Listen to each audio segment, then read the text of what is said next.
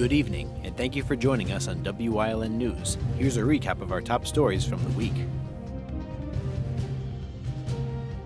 Police were called to a home on Park Avenue in Williamsport around 11:15 p.m. on Friday for reports of gunshots at a Halloween party. Upon arriving on scene, police found a 15-year-old boy with several gunshot wounds to the chest through a crowd of people exiting the home. Officers provided life-saving aid to the victim before he was transported to the hospital. Witnesses say that a 25-year-old Zaire Jones Wallace arrived at the party and started an altercation that led to him firing shots at the victim. Police say they obtained a search warrant and were searching for Jones Wallace when he had turned himself in. He is facing multiple charges which include criminal attempted homicide, aggravated assault, possession of instruments of crime, and other related charges. The Attorney General's office is charging a man for having at least 1,000 files of child sexual abuse material.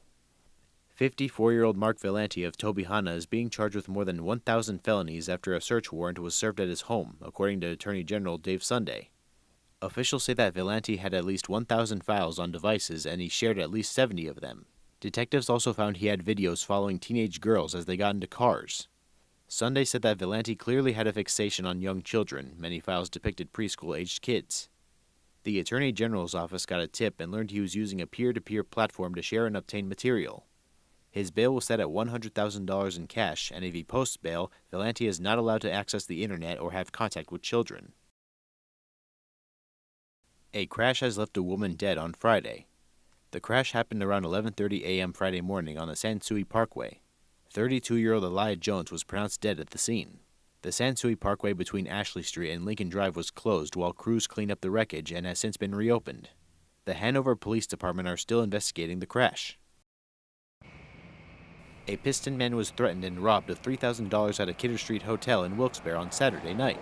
The 61-year-old victim said that his friend came to visit him and brought someone else with him that he did not know. The unknown person pulled out a gun and threatened to shoot his head off if he did not give him all his money. Investigators reported after a brief struggle, the victim gave him the $3,000 he had on him to avoid anything else before the suspect fled the scene. The investigation is still ongoing. 3 former Mount Carmel police officers are being sentenced on federal charges of civil rights violations. Former Mount Carmel Borough Police Department officers Jonathan McHugh, Lieutenant David Donkachik, and Kyle Shawer were all indicted for conspiracy to deprive those they arrested from 2018 to 2021 of civil rights and even choked, punched, and kicked people in their 22 arrests. Jonathan McHugh is being sentenced to 6 years in prison, Kyle Shawer is sentenced to 4 years, and David Donkachik is sentenced to 7 years in prison. They are all scheduled to report to prison for their sentences by Monday, January 5, 2026. All 3 will receive 2 years of supervised releases following their sentences. Here's an update on Monday's story about the shooting in Bloomsburg over the weekend. Bloomsburg police say it was a targeted attack. The victim, a 16-year-old boy, was walking south on East Street towards 4th Street in a group when another group was walking the opposite direction. The second group walking north included the gunmen. Bloomsburg Police Chief Michael Foz said that they are looking for video evidence of the incident but have no clear video of the suspect's face. Officer Ken Archer said he spoke to a witness who saw the incident unfold. The witness said he saw the groups walking towards each other and then saw one man separate himself from the group and shoot 3 rounds at the teen, with one hitting him on the hip. The witness told Archer that there was no altercation and that the gunmen just opened fire at the teen. They also said that the shots were only aimed at the teen and nobody else. Cameras from a business in the area show that it appears to be a white male in red pants, a dark-colored sweatshirt, black beanie, and black and white shoes. The Bloomsburg Police Department is also asking for help with identifying this vehicle they believe may have been involved in the shooting. Foz is asking anybody in the area with cameras to check for any activity from 11:20 to 11:35 p.m. on Saturday night.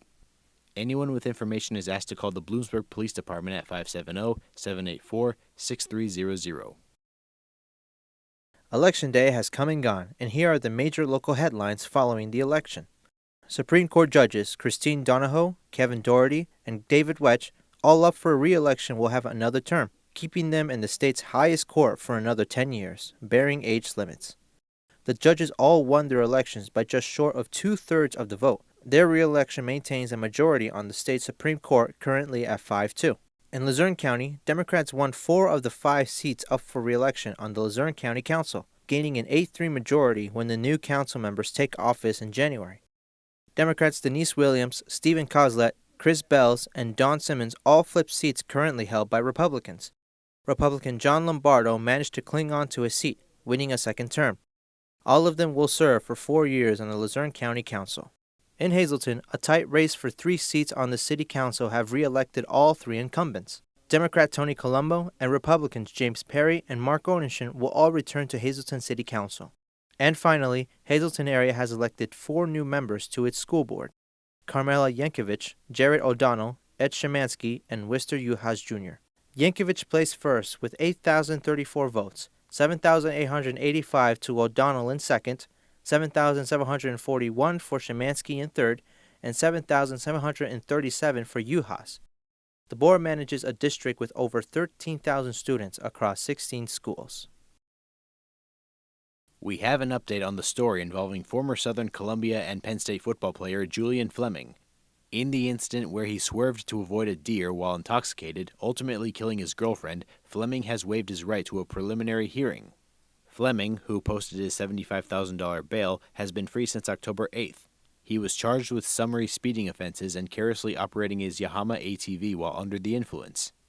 He admitted to officers at the scene that he drank 5 or 6 beers prior to driving, which unintentionally killed Elisa Boyd. Neither driver was wearing any safety gear, including helmets.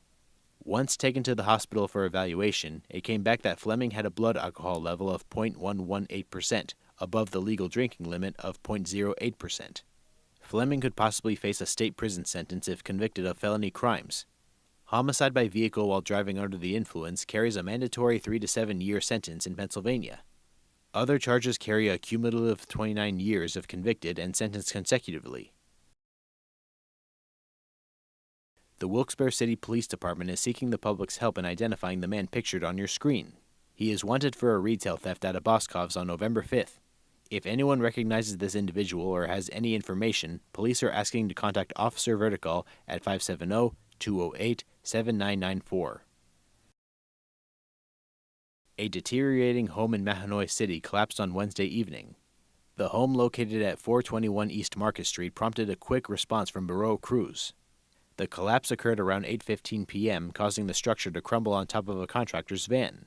Witnesses say they heard a loud crash and saw debris pouring onto the street. Neighbors say that the vacant home had been a concern for several years. The Bureau and emergency personnel had cleared East Market Street around 10 o'clock p.m. and pushed the debris and rubble back onto the property to open the street back up to the traffic. No injuries were reported in the incident. Bureau officials are expected to assess the site and what steps need to be taken to restore or demolish the rest of the structure.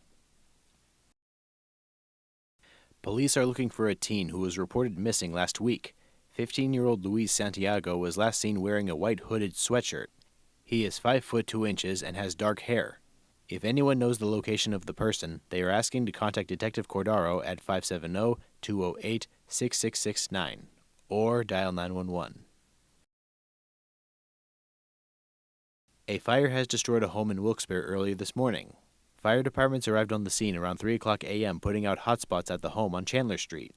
Firefighters helped a woman make it out of the house safely. There was no injuries from the incident. The fire chief said that the home is a total loss, but at this time, there is no word on what caused the fire. Coming up on WYLN News, we check in with PA State Representative Dane Watrow on Watrow's Weekly Update. Plus, WYLN historian Chris Fulmer leads us down the path through history with Mount Carmel Part 4. And stay right here on WYLN. Have a good weekend. Brought to you by Lehigh Valley Health Network, part of Jefferson Health. If you were saved by the bell and made epic mixtapes, it's time for a mammogram. Screenings help find breast cancer early when it's more treatable. Schedule today at lvhn.org/mammo.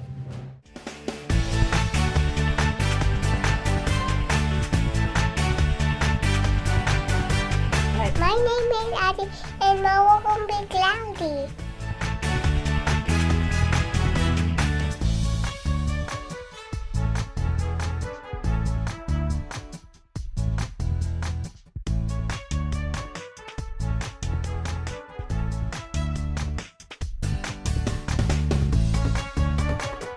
We want your child to be our WYLN weather kid.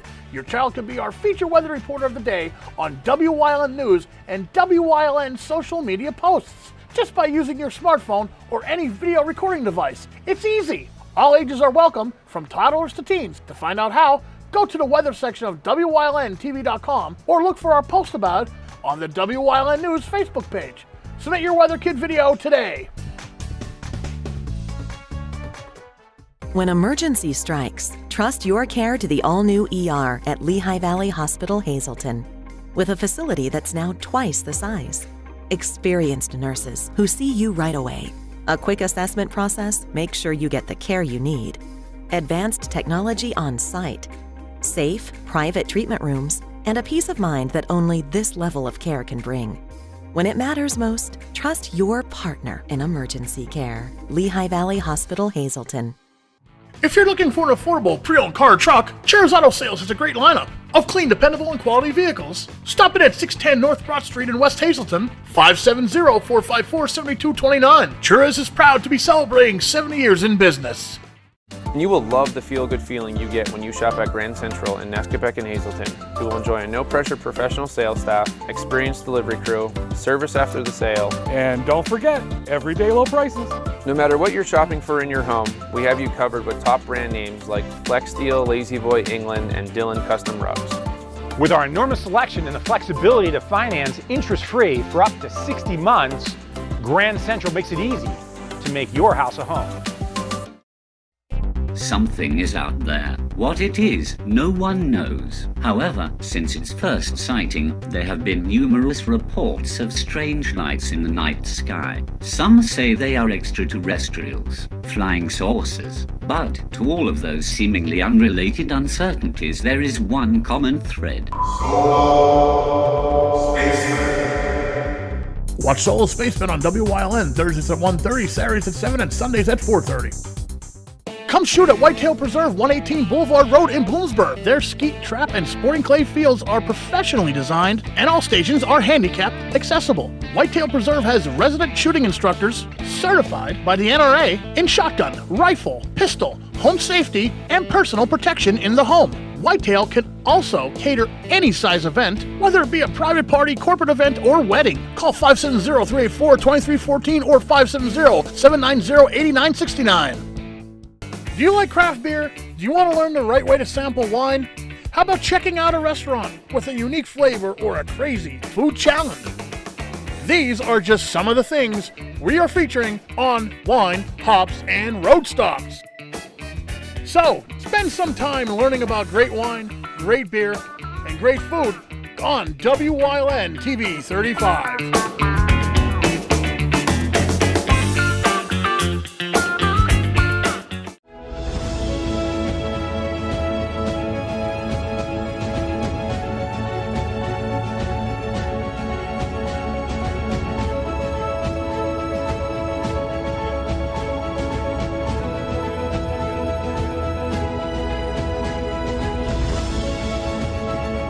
Hi, welcome to Watro's Weekly Update. I'm the host today, Preston Endress, and here with me is my good friend Dane Watro. How are you today, Dane? I'm doing very good. Thank you so much, and I appreciate you once again having me on the show. Yeah, I think you'll extra appreciate me wearing red, white, and blue because I think we're getting closer to a very important holiday to honor our loved veterans. Yes, Preston, I gotta say, and this is why I love coming here on WYLN and sitting here and talking with you, because you do bring up the most important issues, and you're 100% correct, veterans. Yeah. So is there anything coming up that you have anything to do with, or that you would just like to acknowledge for those watching that should really know about for our local and passed on and veterans that are just not here but just now within seeing distance? Yeah. So last week, I ran a resolution. It's called House Resolution 15. And what resolutions are about in the House of Representatives, it's about just drawing attention to whatever it is. Well, mine was about drawing attention to Veterans Day. Even though it's a national holiday, November 11th every year, that's something I feel since I took office, this is the third year I'm doing this, is that we got to talk about it. Just not one day. We should talk about it every day. Our veterans are important. I myself is, a combat veteran from the Iraq War, and as I'm getting older in life, I was always proud of my service, but growing more and more proud of that and the accomplishments that was obtained during the years of service. So, and I also like to recognize all stateside reservists, National Guard, You put that uniform on, you are a veteran. You don't have to be in war to be considered a veteran. You rose your right hand, you put that uniform on, you are a veteran. So I thank everybody for their service. So last week I was on the House floor, and if you don't mind, do I have 2 minutes to share a story with you? Go right ahead.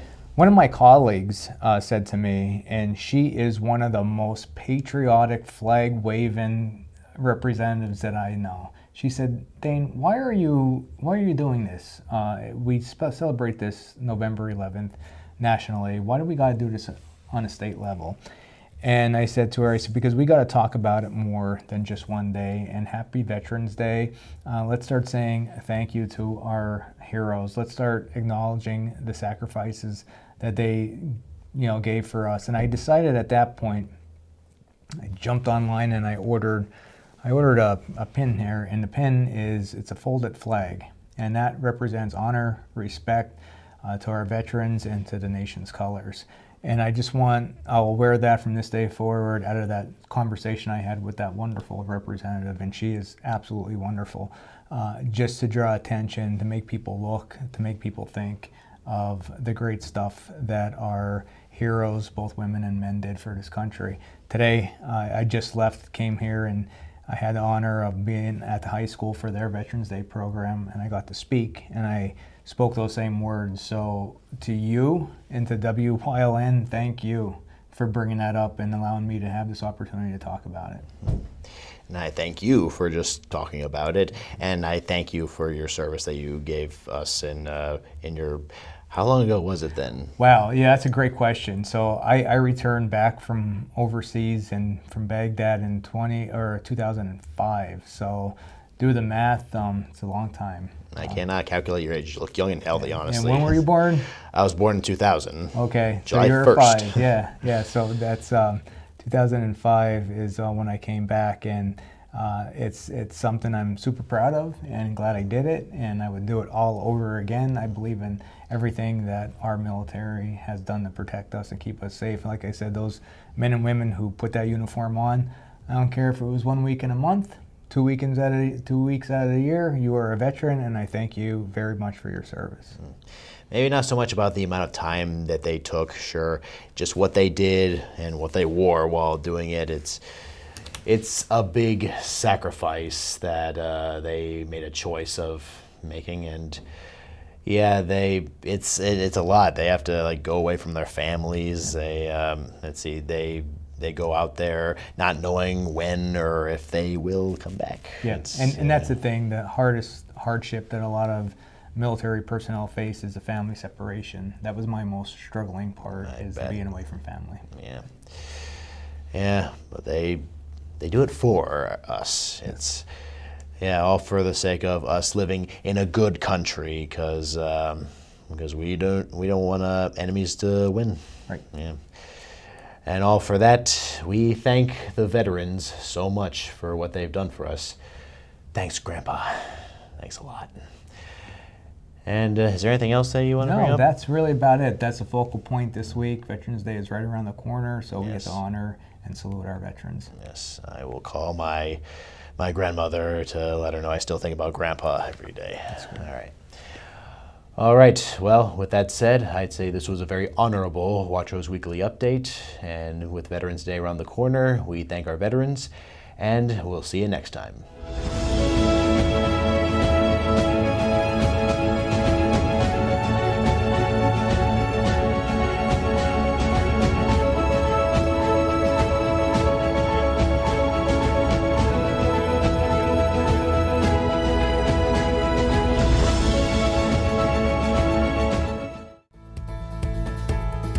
Down deep, all of us just want to find some happiness and all the headaches of life. But people are looking in the wrong direction for happiness. So Grace, what advice can you give people to how to find happiness? Well, our forefathers said we have the right to pursue happiness. So that kind of gives us a hint of where their mindset was. It's not going to come to us. We have to pursue it. But how do we pursue happiness? Well, we can make goals. And as we're about to meet the goal, in our brain, dopamine is released. And that is the feeling of happiness, satisfaction. So We can't lay in bed waiting for happiness to come get us. We have to set goals, and we have to work at those goals. Think about the Olympians. They've worked years for that medal around their chest, and they're crying. They're that happy. Because the harder we work towards our goals, the more the dopamine release in our brain. Very good. Okay.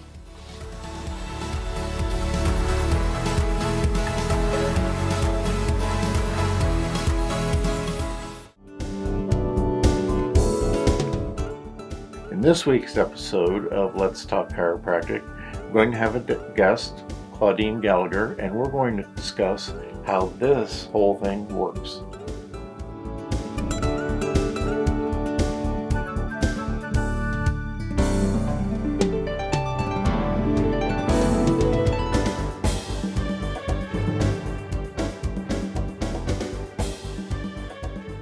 Attention WYLN viewers, WYLN TV can now be seen on the Hazelton Service Electric Cablevision HD tier, channel 507, and over the air at 35.1. WYLN, we're your local network. It's cold out there. Call S.J. Kowalski for the best products and solutions to help lower your energy costs and keep your family safe and comfortable this winter. Our professional team has unparalleled experience with all the latest innovative types of heating systems. We're a Lennox Premier dealer, installing high-quality equipment, providing the ultimate experience in comfort and climate control while being energy efficient. S.J. Kowalski, heating and cooling the way the earth intended.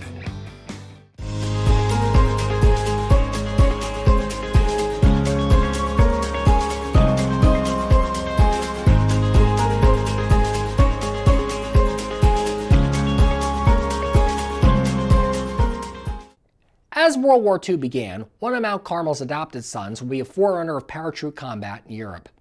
James Gavin was born in Brooklyn in 1907, and at age 2 was adopted by a couple from Mount Carmel. As a child, he worked as a paperboy, and later in a barber shop, where he heard stories from Mount Carmel's World War I veterans of their war experiences and was entranced by them. Thus, feeling he had no future in Mount Carmel's mines, he ran away from home at age 17 and enlisted at West Point, claiming he was an orphan to avoid needing his adoptive parents' consent. He was first stationed in Panama and would be moved around to postings at Fort Sill, Fort Ord, and the Philippines. He then returned to West Point, where he taught tactics for several years. Many of his students would laud him as being the best teacher they had at the academy. When the United States entered World War II, Gavin was named commander of the 505th Parachute Infantry Regiment, which he worked hard to build up into an effective paratrooper force. As part of the 82nd Airborne Division, commanded by future Korean Supreme Commander General Matthew Ridgway, the 505th dove into action in North Africa, Sicily, mainland Italy, and Normandy, and took part in Operations Market Garden and the Battle of the Bulge during the war. Gavin, who became the youngest major general to command a division during the war, earned the nickname Jumping Jim for taking jumps with his troops. He would be the only American general officer to make 4 jumps during the war. General Gavin also had the foresight to promote integration of the armed forces, with some grateful African-American troops calling him the most colorblind officer in the entire armed forces. After the war, General Gavin remained in the service until his retirement in 1958. He then went to work for the Arthur D. Little research firm, which he eventually became president of, and served as ambassador to France from 1961 to 1962. James Gavin died in 1990 and today rests with honor at West Point. Several of Mount Carmel's daughters would make their names in entertainment throughout the 20th century. One was Marie Powers, born in town in 1902, who would be an opera standout. Powers started singing in Italy and got a big break when she sneaked into an audition with famed conductor Arturo Toscanini at Milan's La Scala Opera House. By 1947, she landed her most famous role as fake psychic Madame Flora in Giancarlo Menotti's opera The Medium. Powers reprised the role on television in 1948 and on film in 1951. She would also later appear on Broadway in a revival of Carousel in 1957 and as the Queen Mother in Becket in 1960. Marie Powers died in 1973 and was brought home to Mount Carmel afterwards, where she rests today in the town's St. Mary's Cemetery. Later in the 20th century, Mount Carmel viewers could enjoy the work of Ellen Dow, originally born in 1913. A former stand-up comic and drama teacher, Dow landed numerous acting roles in her older years, including several appearances on The Golden Girls, but is perhaps best remembered today as rapping Grandma Rosie in The Wedding Singer. Ellen Dow lived to see 100 years, passing on in 2015 at age 101. Like Marie Powers, she returned to Mount Carmel after death, to St. Peter's Cemetery. After the war, the coal mine slowly died out, victim of a national shift to oil. Mount Carmel would be, in the meantime, on June 17, 1948, the site of an infamous plane crash. United Flight 624 had taken off from San Diego earlier that day, its destination New York City.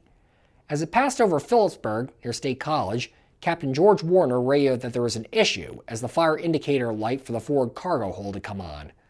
Although it was later shown to have been a false alarm, the crew emptied carbon dioxide bottles into the hold to try and extinguish the presumed blaze. In doing so, however, they neglected to open the cabin pressure relief valves, and thus the CO2 seeped back into the cockpit and incapacitated the crew. With their remaining consciousness, they put the plane into an emergency dive near Mount Carmel, where it hit a high-voltage power line, burst into flames, and slammed into a hillside, leaving a debris field 3 city blocks long. Everyone on board was killed, among them such luminaries as actress Burl Wallace, Broadway titan Earl Carroll, and Esquire co-founder Henry Jackson. Today, a monument to the crash's victims can be found in Centralia's St. Ignatius Cemetery. Just north of Mount Carmel in the village of Natalie, the area would be the beneficiary of the drive-in craze sweeping the nation in the late 40s with the construction of the Natalie Drive-In. Built for $200,000 by the Natalie Amusement Company, which also operated Lehighton's Mahoning Drive-In and Allentown's Airport Drive-In, it opened for business on May 5, 1949 with a showing of Errol Flynn's The Adventures of Robin Hood. The Natalie Drive-In had a 70-foot screen and capacity for 850 cars. Early in the drive-in's history, family nights were every Tuesday, with cars containing entire families allowed in for $1. A playground was also on the property for children before the show. The Natalie Drive-In remained a mostly family-friendly theater up till 1969, when it was purchased by Berwick's Joseph Lee. Lee did a 180-degree turn from the drive-in's previous fare and made it home to X-rated material of all stripes. And so, the Natalie Drive-In would be a mostly pornographic movie house until it closed in 1984. For a time after the drive-in's closure, the site was considered for the location for a satellite Earth station, but those plans would ultimately fall through. It did, though, become a paintball park for a few years in the 1990s before that closed as well. Today, the Natalie Drive-In is largely reverted back to nature alongside Route 54. The drive-in screen, however, would remain standing for many years afterwards, a silent reminder of what had once been the site until it was finally demolished in 2024.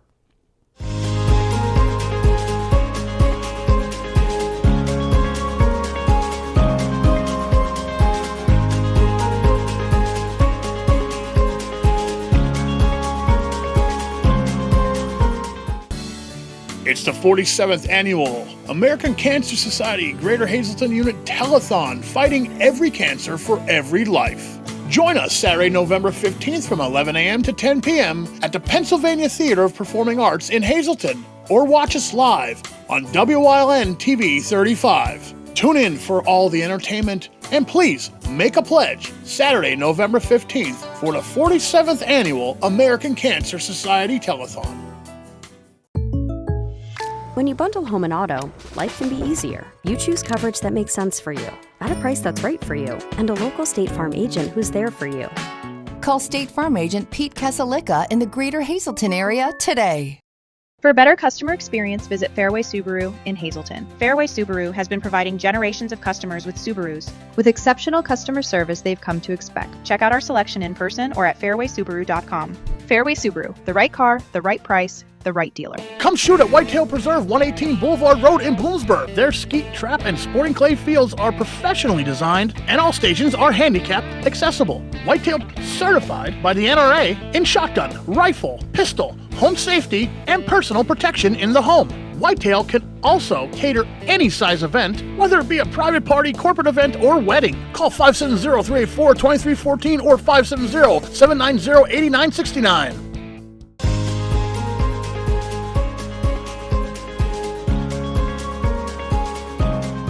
Hello, I'm Wyln historian Chris Fulmer. Pennsylvania's communities are filled with interesting history. Come with me as we discover the people, events, industries, and other historic facets of local towns.